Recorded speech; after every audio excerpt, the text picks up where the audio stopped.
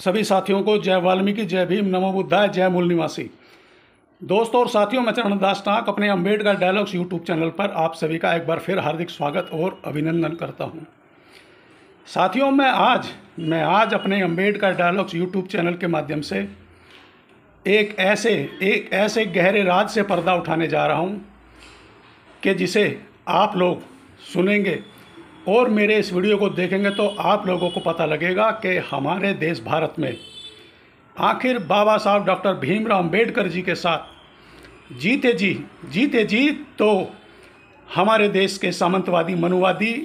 मौजूदा सरकार और जो बाबा साहब डॉक्टर भीमराव अम्बेडकर जी के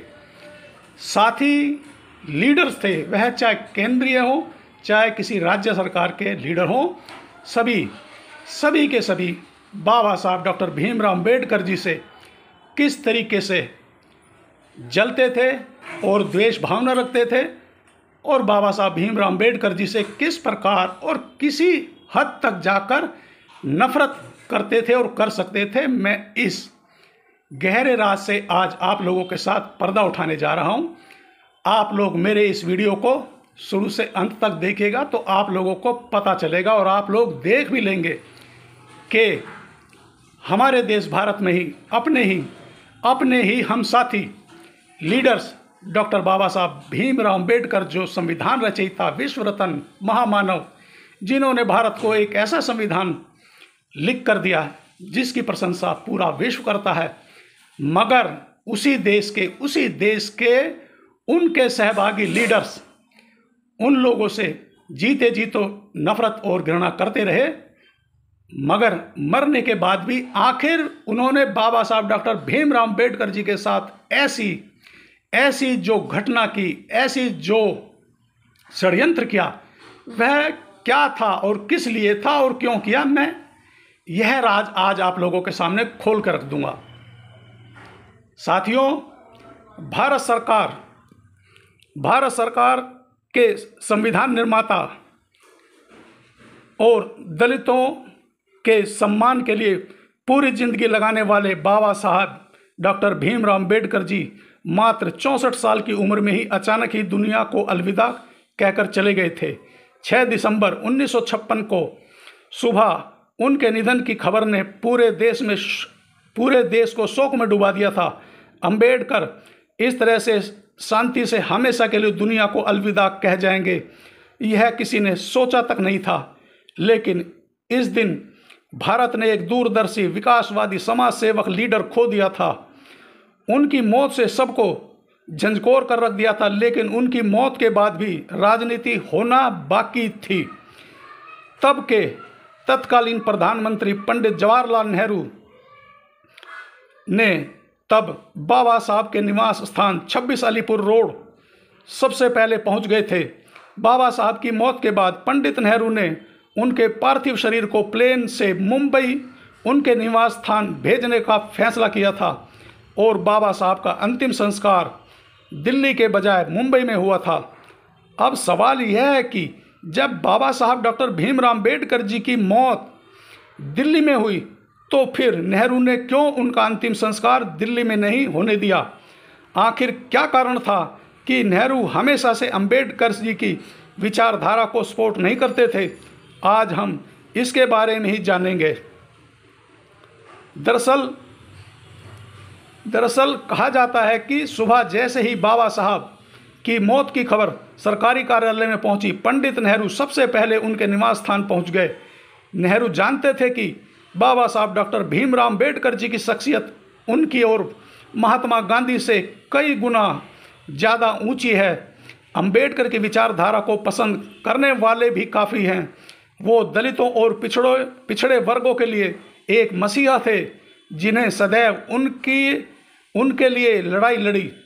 उनके उत्थान के लिए काम किया।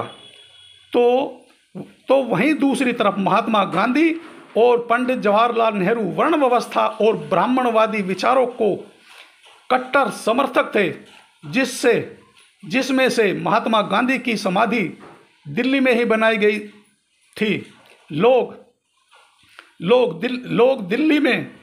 महात्मा गांधी के बजाय बाबा साहब डॉक्टर नेहरू को पूजते थे, तो दिल्ली में बाबा साहब की समाधि बनी तो गांधी जी और नेहरू जी का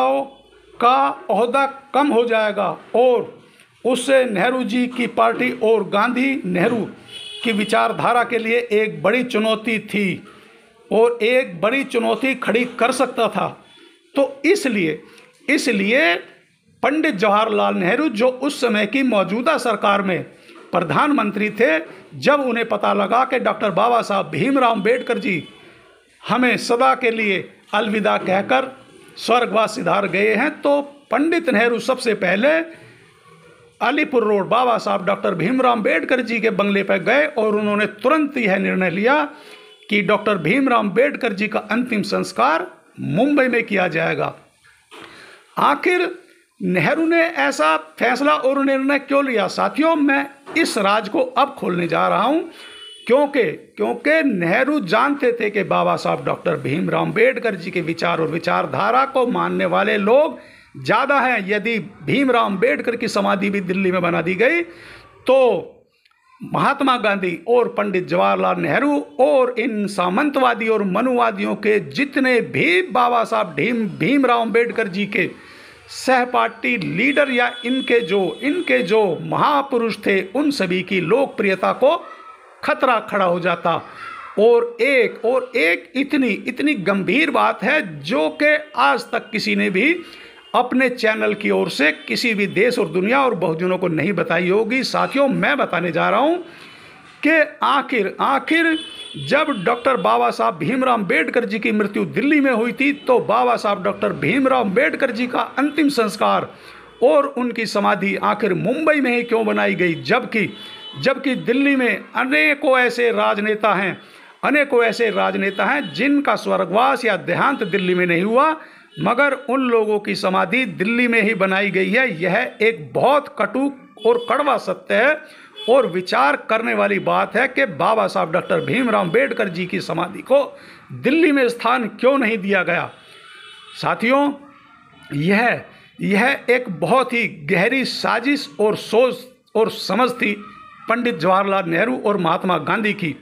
तो आप लोग इस वीडियो को देश और दुनिया में और अपने बहुजनों के साथ ज़्यादा से ज़्यादा सोशल मीडिया के माध्यम से शेयर करें, ताकि देश और दुनिया और बहुजनों को पता चल सके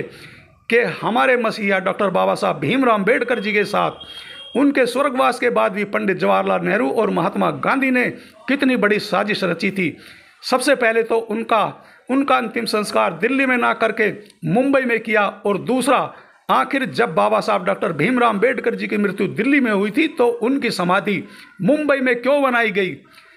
और यदि आप लोगों ने मेरा Ambedkar dialogues YouTube channel subscribe नहीं किया है तो आप लोग मेरे अम्बेडकर डायलॉग्स यूट्यूब चैनल को सब्सक्राइब करें, लाइक करें और कमेंट्स कर अपनी राय मुझ तक जरूर पहुंचाएं। और एक बार फिर सभी साथियों को जय वाल्मीकि, जय भीम, नमो बुद्धाय, जय मूल निवासी।